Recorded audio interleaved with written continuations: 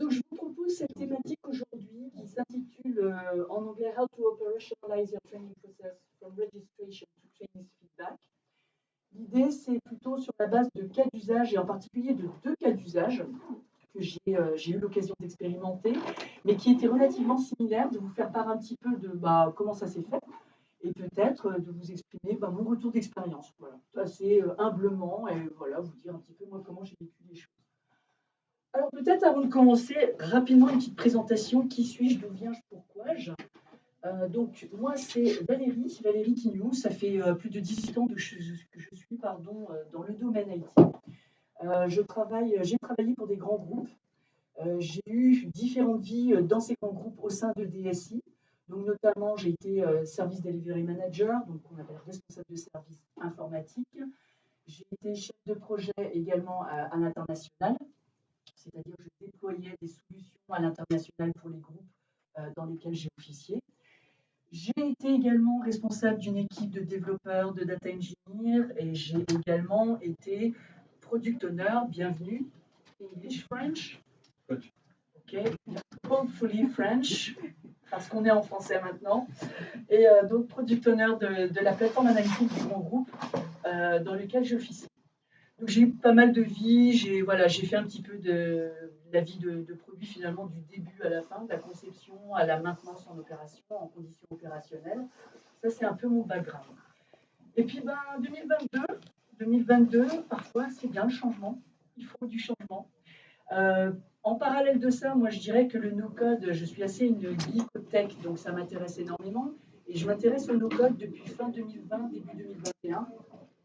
Et compte tenu de ce que j'ai détecté comme valeur que pouvait apporter le no-code, j'ai dit en 2022, il faut vraiment que je sois plus focus sur des projets pour lesquels le no-code va pouvoir m'aider. Et ces projets étaient plus des projets à impact environnemental et sociétaux sur lesquels j'ai voulu me pencher.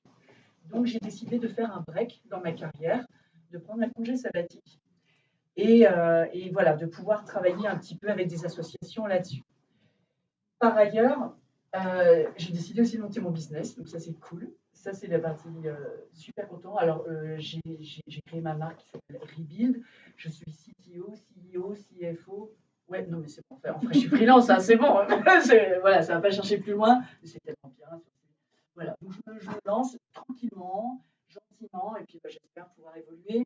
Mon corps activité, c'est vraiment la formation et le coaching, accompagner les gens, parce que mon ambition, c'est que les gens soient autonomes avec leurs solutions digitales. Ça m'intéresse moins de faire pour les gens que de leur apprendre à faire pour qu'ils puissent se débrouiller eux-mêmes. C'est vraiment ça mon propos. L'enseignement, education, vraiment, globalement, pour moi, c'est la vraie valeur et c'est ce qui permet aux gens vraiment d'évoluer, de faire des choix éclairés sur certaines choses, que ce soit dans leur vie au quotidien, dans leur carrière et pourquoi pas dans des choix d'outils no-code. Voilà un petit peu pour globalement cette overview. Par ailleurs, donc, je suis également de l'association No-Code France et la communauté No-Code France au sein du Slack, dont vous avez dû entendre parler, qui effectivement est une communauté énorme, hein, il y a à peu près plus de 8000 membres. Et j'ai l'immense privilège également de faire partie de l'association No-Code for Good. Donc, je suis une des administratrices de No-Code for Good. Je voudrais quand même prendre 2 minutes pour vous en parler, puisque justement, en plus, on est en France. nocodeforgood.fr, je vous invite à aller voir ce que c'est cette plateforme. Notre plateforme nous permet de faire la mise en relation entre des projets à impact solidaire, à impact positif social, sociétal, environnemental et inclusion, les faire se rencontrer avec des no-codeurs. Donc le concept, c'est quoi? Les porteurs de projets vont poser des projets sur la plateforme.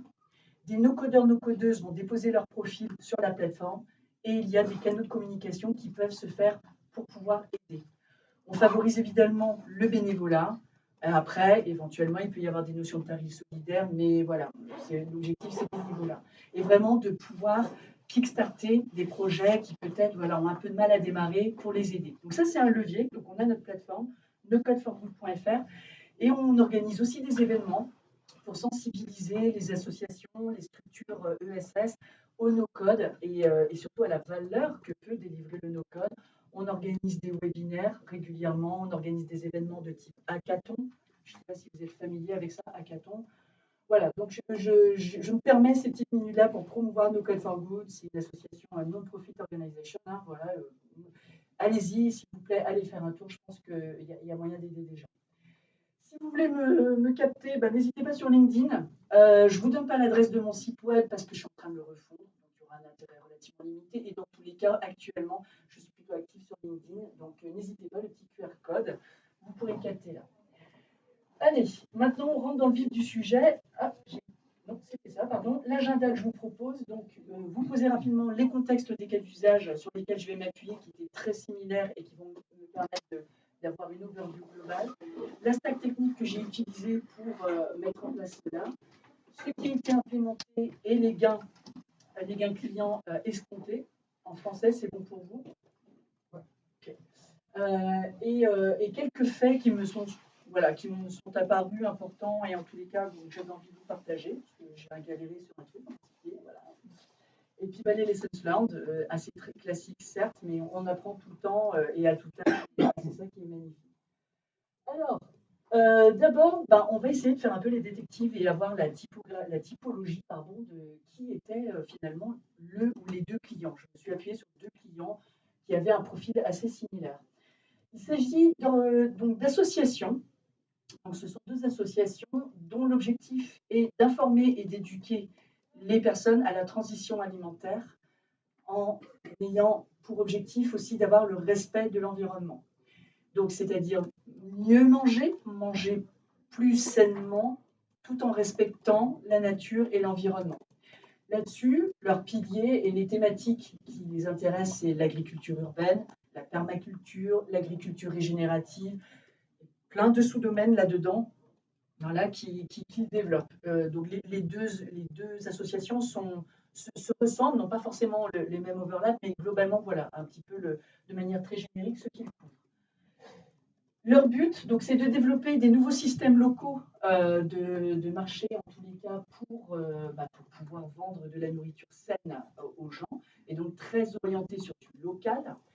De aussi essayer d'apporter leur pierre à l'édifice dans la transformation de nos systèmes alimentaires, dans la manière dont on s'approvisionne aujourd'hui au niveau national, voire international, et de promouvoir aussi l'agriculture urbaine, qu'elle puisse être faite par qui que ce soit finalement, et n'importe où, dans le bon sens du terme. C'est-à-dire que leur parti pris, c'est de dire aujourd'hui, on est capable de donner des moyens pour faire des petits systèmes d'agriculture très localement, même dans des environnements urbains.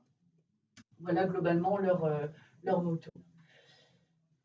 Alors, quels étaient leurs pains, quels étaient les points de friction et quels étaient leurs besoins? On va dire globalement de deux ordres.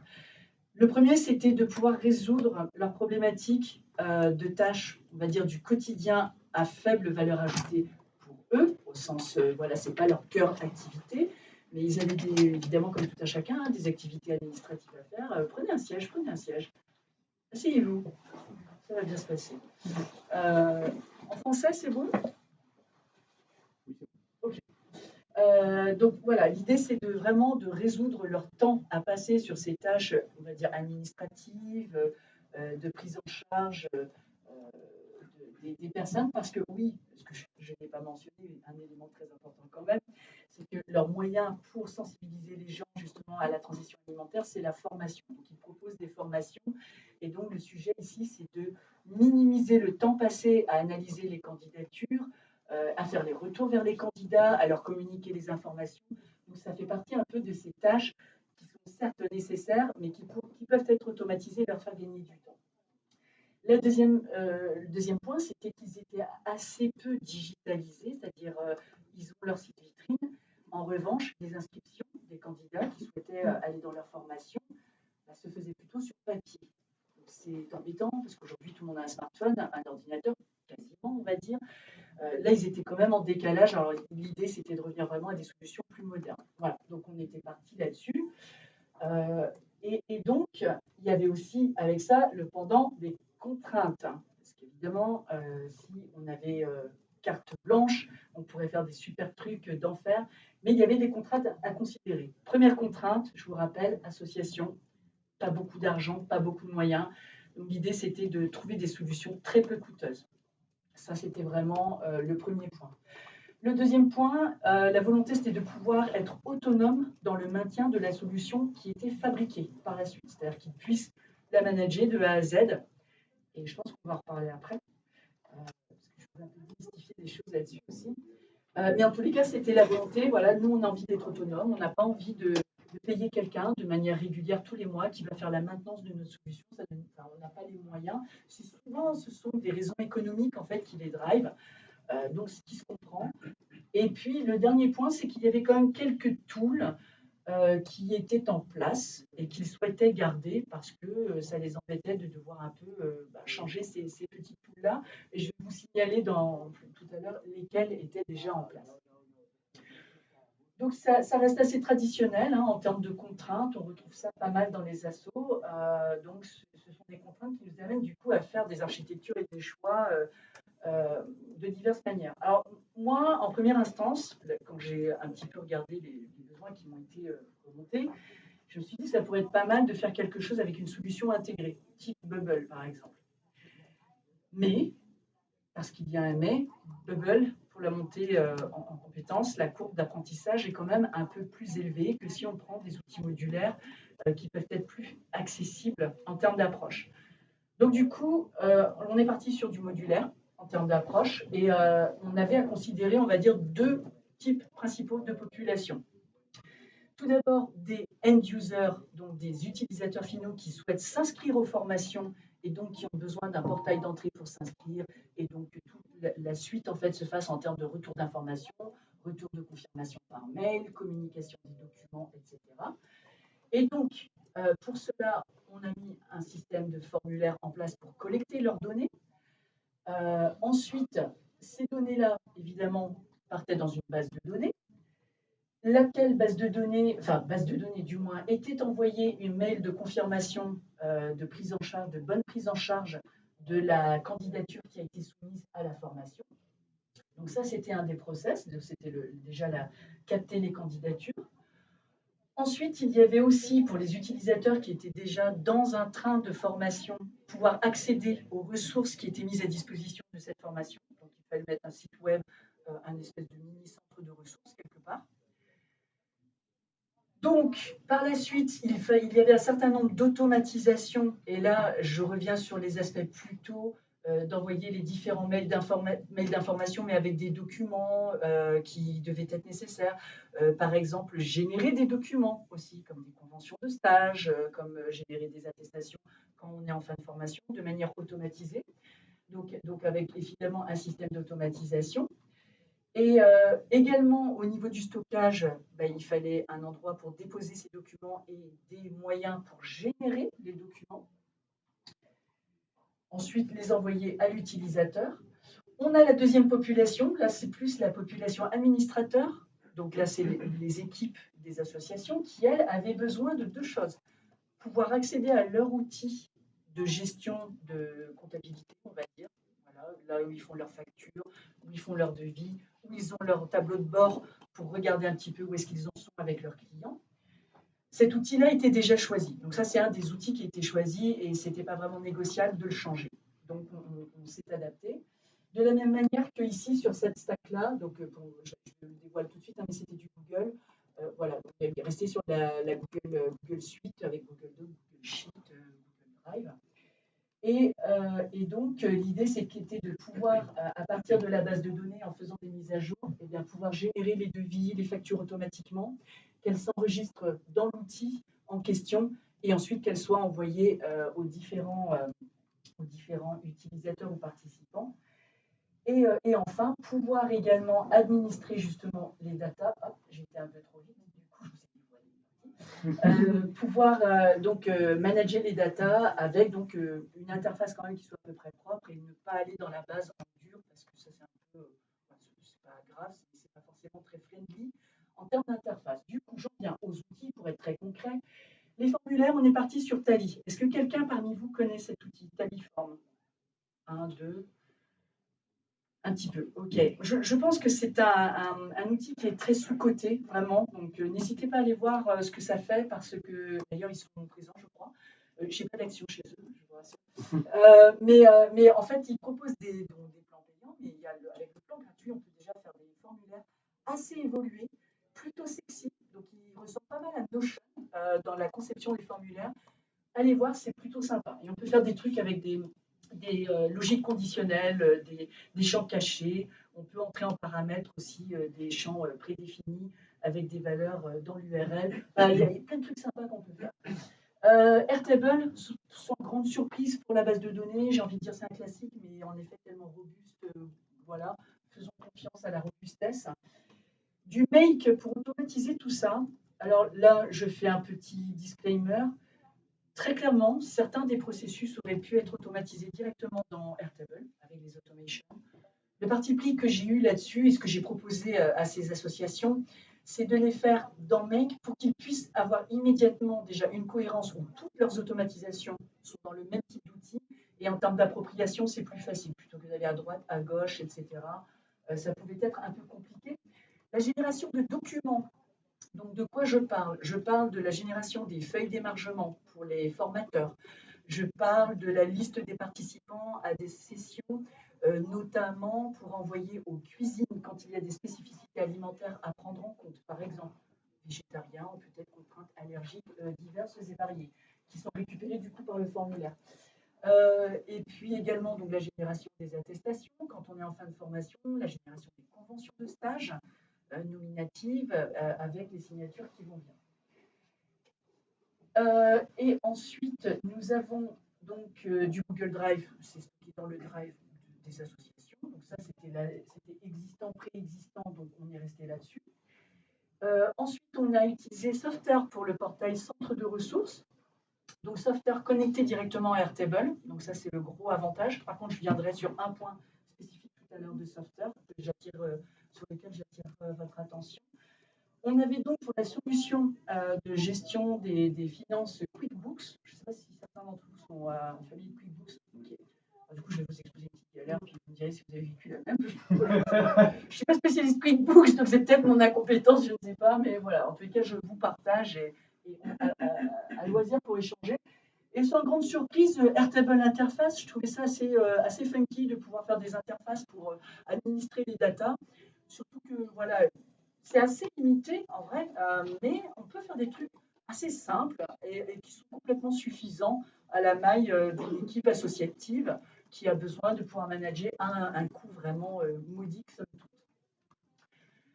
Donc, belle stack quand même, pas mal de process à mettre en place.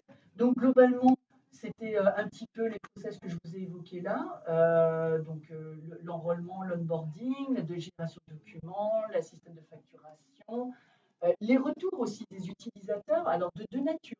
Il y avait la captation des retours sur les questionnaires des connaissances, puisqu'il y a des, voilà, on fait des évaluations, enfin, les associations font des évaluations des différents candidats, mais également les retours de satisfaction conformément à la norme Calliope. Bon, je pense que vous connaissez un peu Calliope, donc il y avait aussi ce point-là qui est important et qui va le devenir de plus en plus.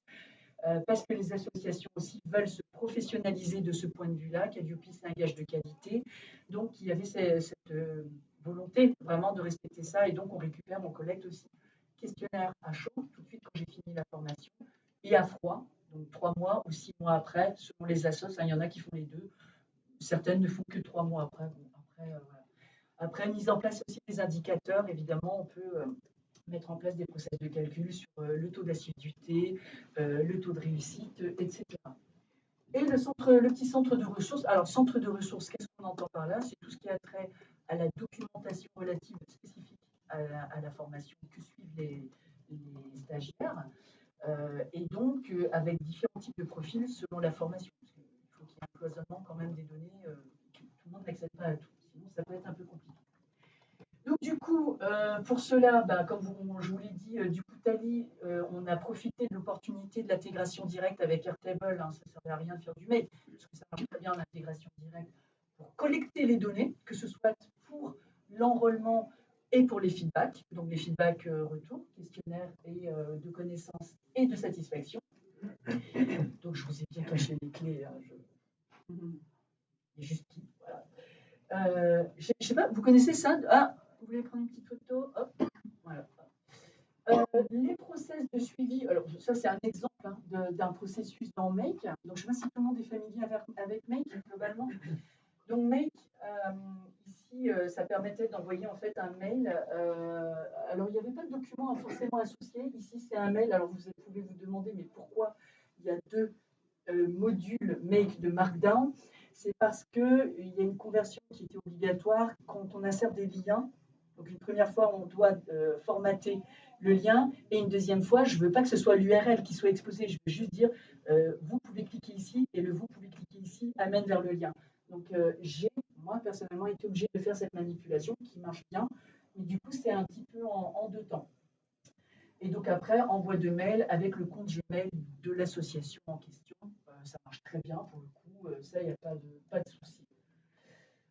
Également, ce type de process m'a pas mal servi. J'en ai 2 ou 3 de cette acabit-là et j'attire votre attention sur ce module-là, le Array Aggregator de Make.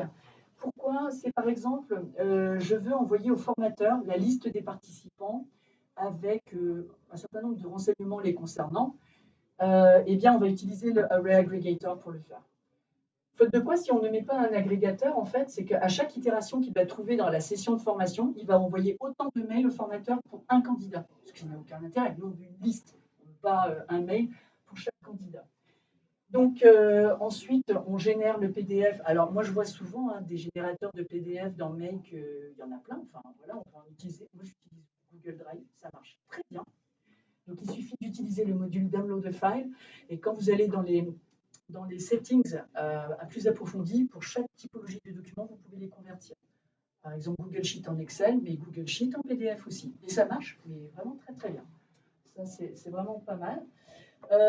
Et là, c'était le process, par exemple, oui, le process de génération de l'attestation de fin de formation, ainsi que de la récupération de la facture de solde du candidat qui était envoyée. Donc, on génère en fait le document à partir d'un template qui est hébergé dans le Google Drive, donc un Google Doc, qu'on a variabilisé évidemment sur certains champs, nom, prénom, date, etc. Il est généré et il est stocké à nouveau dans le Google Drive. On le récupère avec le module Google Drive Download File qu'on peut ensuite convertir en PDF et également joindre par email et envoyer directement par mail à la personne qui doit être récipiendaire de ce mail. Vous avez des questions jusque-là? Oui. Du coup, le watchdog, c'est un filtre par rapport au... Ah oui, alors effectivement, le trigger, pardon, très très bonne remarque. Le trigger, c'est pour vérifier que le statut du candidat, c'est à participer. Le à participer signifiant que la formation est finie pour le candidat et donc on peut déclencher le trigger. Effectivement. Merci pour cette question. Oui. Oui, corollaire. Le trigger, il est déclenché juste par un changement de valeur dans Airtable. Il n'y a pas d'autre contrôle ou de confirmation? Alors, si on fait en fait c'est vrai que je ne l'ai pas affiché ici, il y a une boucle retour quand le process est fini, il va taguer en fait une colonne pour dire que le mail est bien envoyé. Et donc, ça veut dire que dans la condition, on exclut aussi si le champ est vide, si le champ n'est pas vide, pardon. Voilà. Oui, parce que faute de quoi, ils vont recevoir beaucoup d'emails. Exactement, exactement. Alors, pour le process, je vous présente mon petit arbre de Noël. Bon, c'est intéressant. Celui-là est intéressant. Ça, c'est en fait, en plus, le premier qui arrive dans le processus, c'est le cas de le dire, puisque c'est la génération du devis.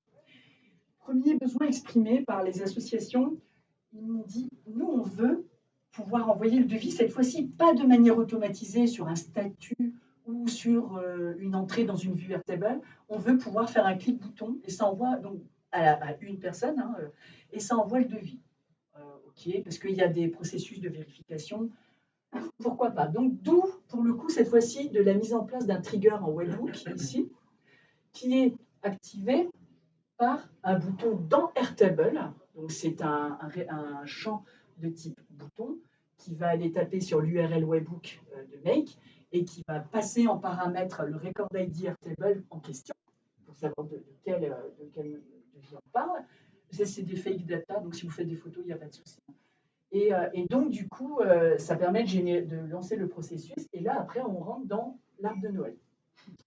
L'arbre de Noël, alors, pour être tout à fait honnête avec vous, il n'y a pas de grosse complexité technique puisque c'est quasiment, entre guillemets, des répliques de chaque bout. En revanche, la complexité est induite par les conditions qui sont, entre guillemets, imposées par le processus lui-même. Pourquoi? Parce qu'en France, et on a de la chance, c'est que les formations peuvent être financées par différents organismes, et Vivea, OPCO, Pôle emploi. Et donc, selon ces différents cas d'usage, selon que le candidat finance complètement sa formation, selon qu'il est complètement financé ou selon qu'il est partiellement financé, eh bien, on doit prendre en compte certains types de paramètres. Parce que un coup, ça va être l'organisme qui va être facturé, excusez-moi. Un coup, ça va être le participant. Un coup, ça va être les deux, puisqu'ils auront une quote-part respective l'un l'autre. D'où la nécessité, moi c'est comme ça que je l'ai fait, d'avoir posé des conditions. Et cherry on the cake, c'est que une des structures, donc j'ai pris le plus complexe, une des structures dans QuickBooks avait justement deux structures différentes. Donc selon le cas d'usage, il fallait aller dans tel compte QuickBooks ou selon le cas d'usage dans tel autre compte QuickBooks. Donc c'est pour ça qu'il y a cette première branche ici qui fait partir le process. Et puis après, on part dans la déclinaison selon les nécessités. Donc moi, je pense que ça peut être un point de faiblesse. Ça c'est le genre de process qui nécessiterait d'être réfléchi et factorisé. Pourquoi? Parce que là, à la moindre erreur, ça ne pardonne pas le truc qui pète, quoi.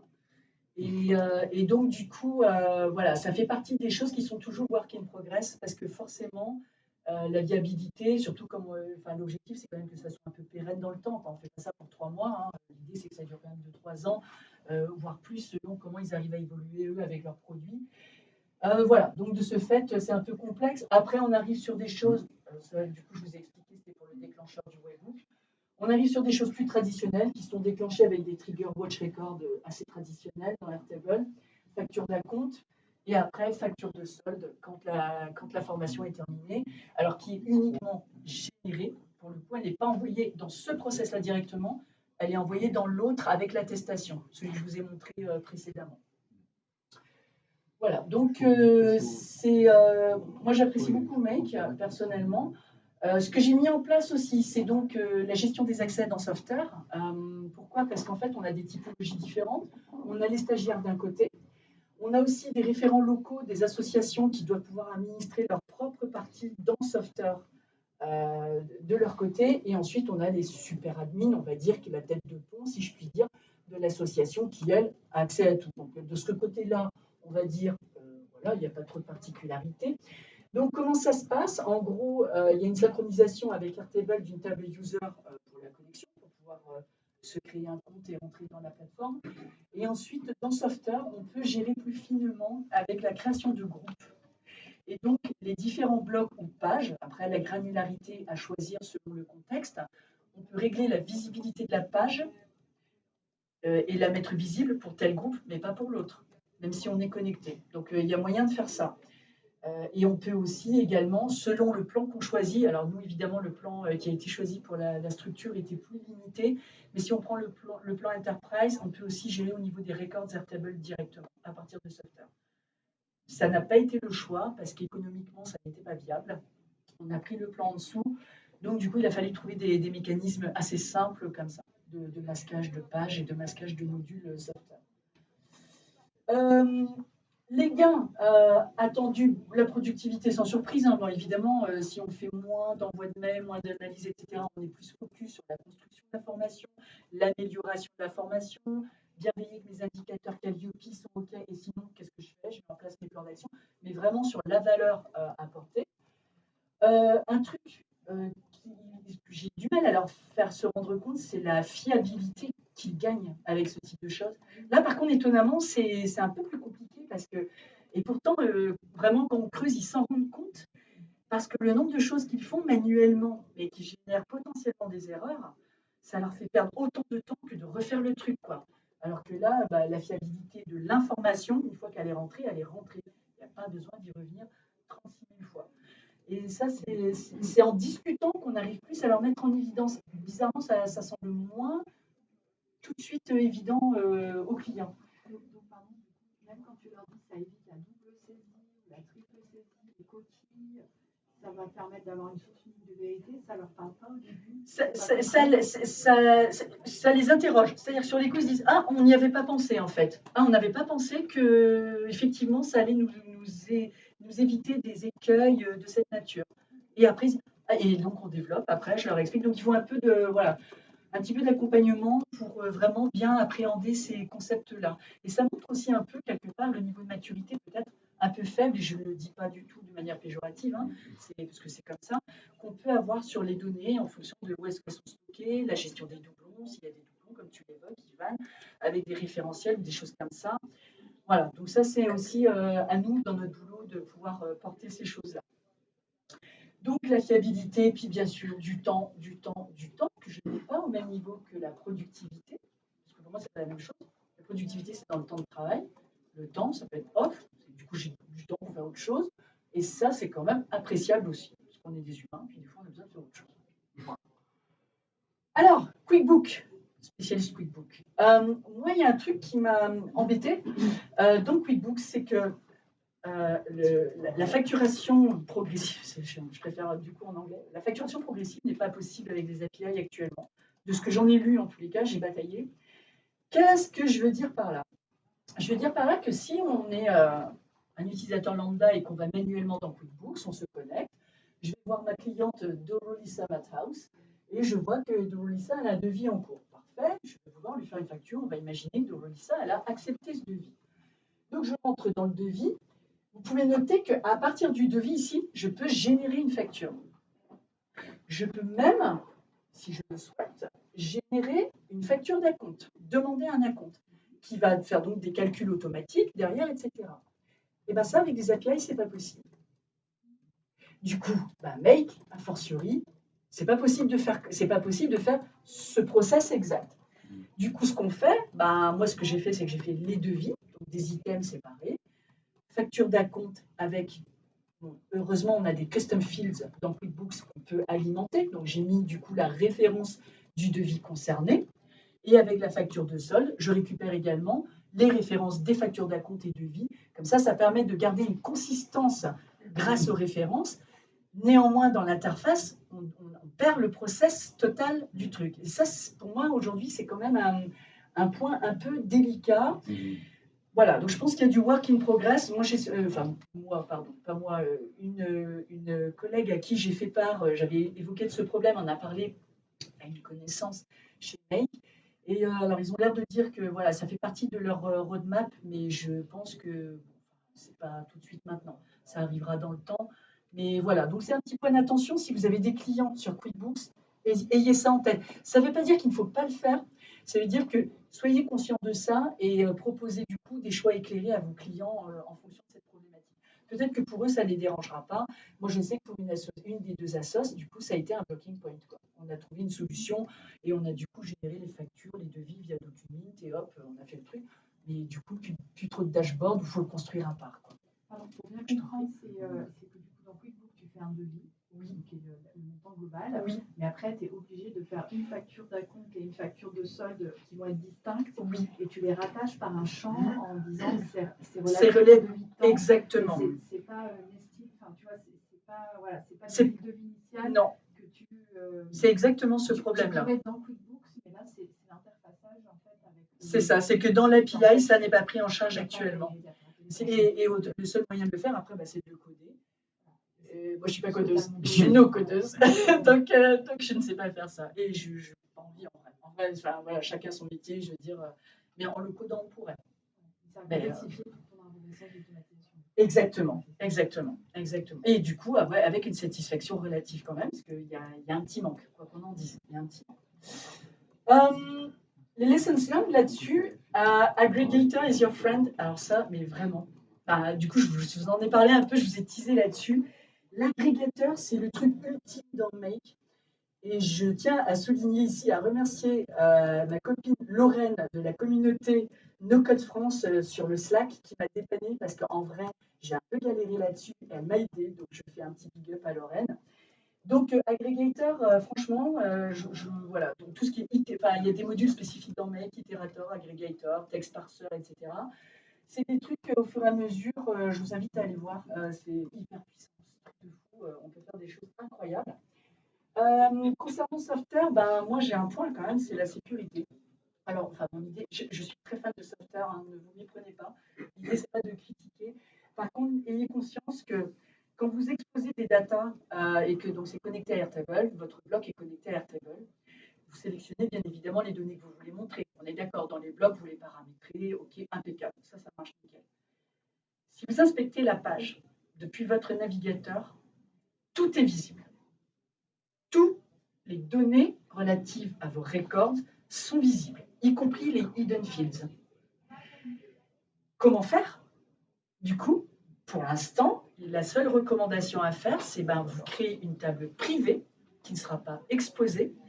Vous créez à côté une table publique que vous reliez bien sûr à votre table privée avec des lookups. Vous récupérez les données que vous souhaitez du coup exposer et donc vous la connectez à Softable. Attention à ça, parce que ça, nous on s'est fait avoir là-dessus et alors c'est pas dramatique, mais c'est pas agréable.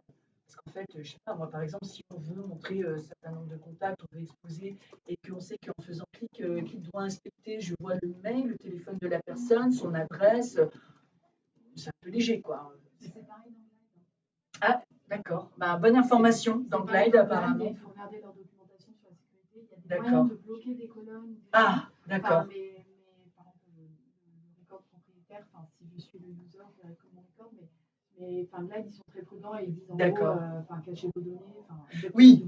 Ouais. Alors que Software, eux, ils n'ont pas encore implémenté. Alors ça a été remonté, hein, moi je leur ai remonté aussi, mais je n'ai pas l'impression que ce soit l'urgence de leur roadmap. Et pour ne rien vous cacher, je vais aller voir la community head Lydie Lacour tout à l'heure. J'en ai discuté hier avec elle, je vais aller la revoir. Je veux absolument qu'ils développent ce truc-là, quoi. Parce que ça me semble fondamental. Enfin, je veux dire, aujourd'hui, voilà, c'est le truc, c'est tellement easy de récupérer la data que c'est chaud. Non, ce ne sont pas les seuls. Même Bubble, par certains égards, Bubble, si on n'utilise pas les privacy rules, open bar, hein, c'est pareil. Ça, il faut faire vachement gaffe. Mais pour compléter, d'un point de vue données et base de données, comme on a dit hier avec le monsieur au pull rose là. No Code Store. Oui, c'est ça. C'est très important de séparer la base de données du front, comme on fait avec Software, c'est très bien. Mais dans la base de données, c'est très important d'avoir les live data complètes et les vues. Les vues, c'est des choses qu'on apprend quand on fait de l'administration de base de données. Oui. On ne donne pas la table pure complète. On crée des vues pour chaque utilisateur et pour chaque écran. Exactement. Et du coup, moi, c'est par Airtable Interface que je l'ai fait pour la partie admin, effectivement. Mais oui, exactement.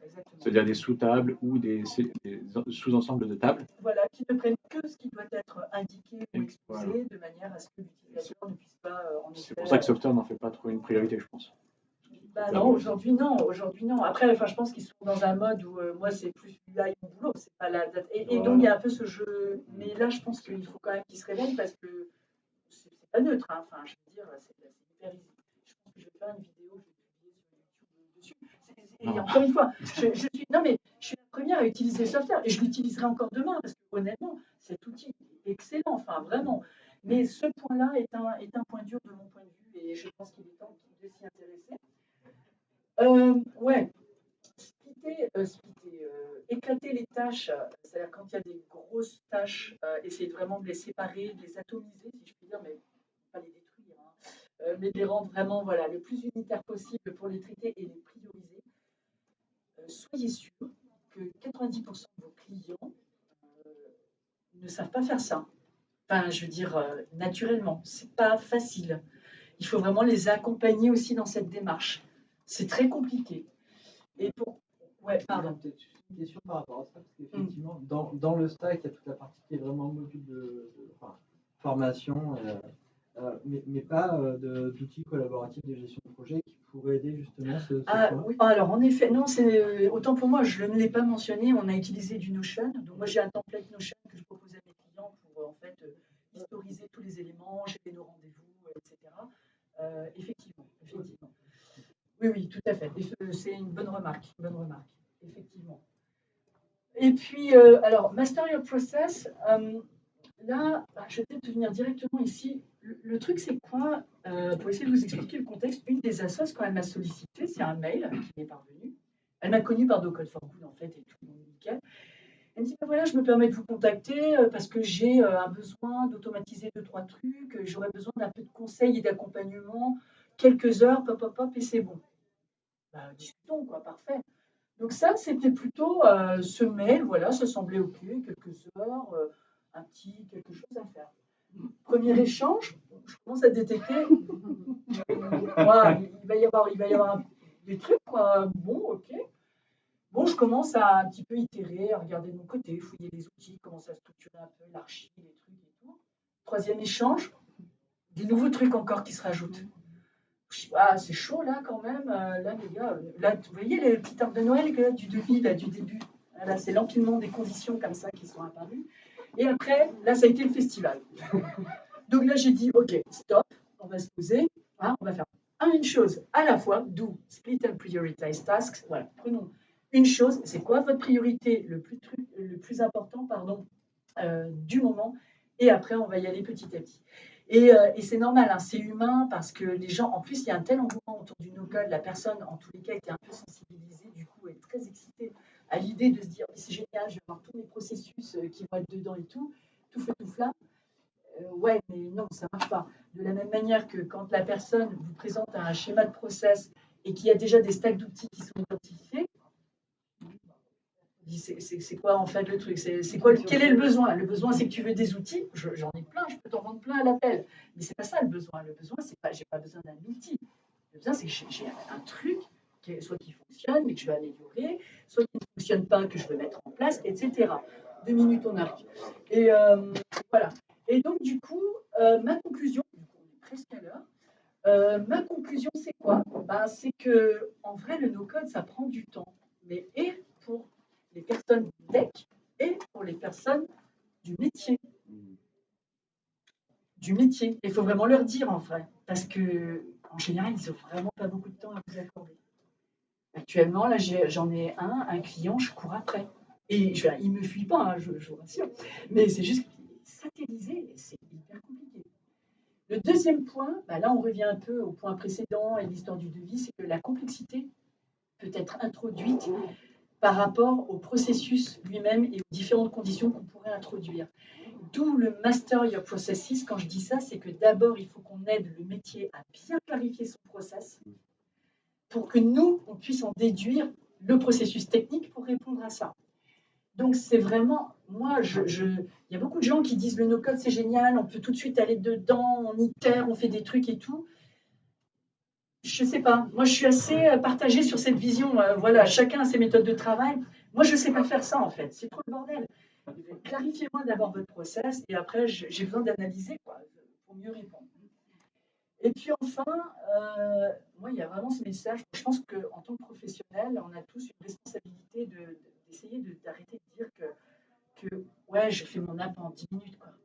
Enfin, moi, les trucs comme ça, c'est pas possible. Enfin, soyons sérieux. Le no-code, c'est pas facile. Moi, quand je me suis mise à Make, et sans déconner, j'ai galéré quand même un peu au début, Make, pour comprendre les trucs, comme je vous expliquais, l'aggregator, ce genre de choses. Juste, non, c'est accessible, certes. Je pense que, et je ne sais plus qui hier l'a dit à un talk, je suis aussi convaincue que ça n'est pas nécessairement pour tout le monde. Il y a quand même une certaine forme de logique à acquérir à un moment donné, notamment dans la conception des process et dans la stack technique à mettre en place. Et c'est pas pif paf pouf comme ça, hop, je le fais.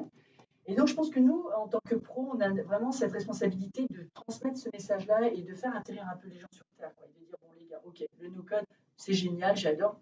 Preuve, moi je m'y mets et tout, c'est génial. Mais et ça se professionnalise, on voit bien d'ailleurs. Hein. Et donc, voilà, remettre un petit peu l'église au milieu du village, comme dirait le bon proverbe. Voilà, donc ça nécessite du temps, en tous les cas, à maîtriser. C'est pas en deux temps, 3 mouvements, paf, je maîtrise tout. Donc, du coup, le fait aussi de vouloir être autonome à maîtriser sa solution par la suite, il faut que la personne ait du temps. Si elle n'en a pas, on part un peu perdant. Quoi, hein. Ça, c'est, en tous les cas, risque de fail, ou que ça se délite dans le temps parce que la personne n'a pas le temps de regarder, de s'en occuper. Et après, elle te rappelle, elle dit ah c'est la galère et tout, hein. Et puis on va regarder puis là vous faites voilà, qu'est-ce qu'elle a fait? Ah faut tout refaire. Ah mince, quel dommage. Voilà, donc c'est un peu comme tout quoi. Il faut être un petit peu dans l'anticipation. Et voilà, je ne sais pas si vous avez d'autres questions. J'essaie de prendre un peu au fil de l'eau, mais est-ce que vous avez des questions par ailleurs? Ouais. Monsieur, ouais. Oui. Combien de temps de développement est-ce que ça a pris?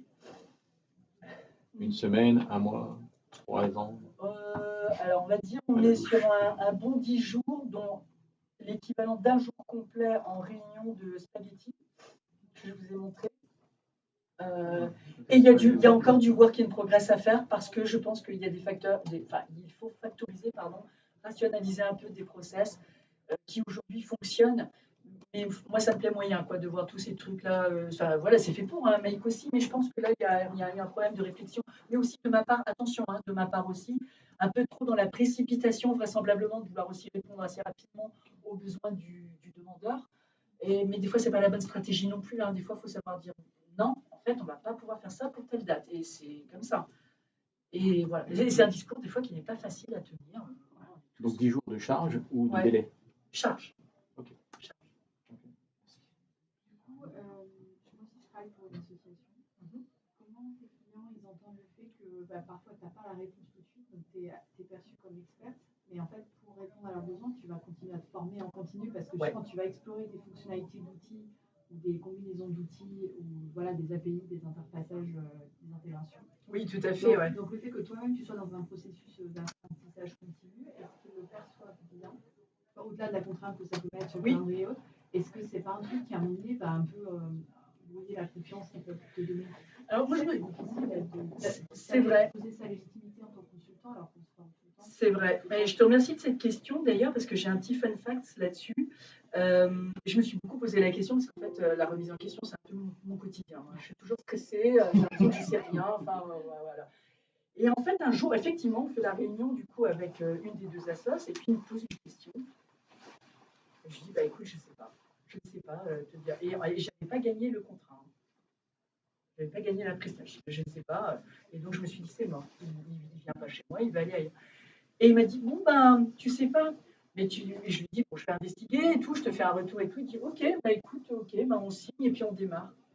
Je comprends pas. Je viens t'expliquer que je ne sais pas comment je vais répondre tout de suite à ton truc. Et tu signes. Et je pense que, en fait, c'est compliqué, quoi, l'humain. Enfin, tu vois, moi, j'ai tendance à être très franche, directe avec les gens. Ça ne sert à rien que je leur fasse croire que je sais faire des trucs si je ne sais pas les faire, parce que ça va se voir, de toute façon.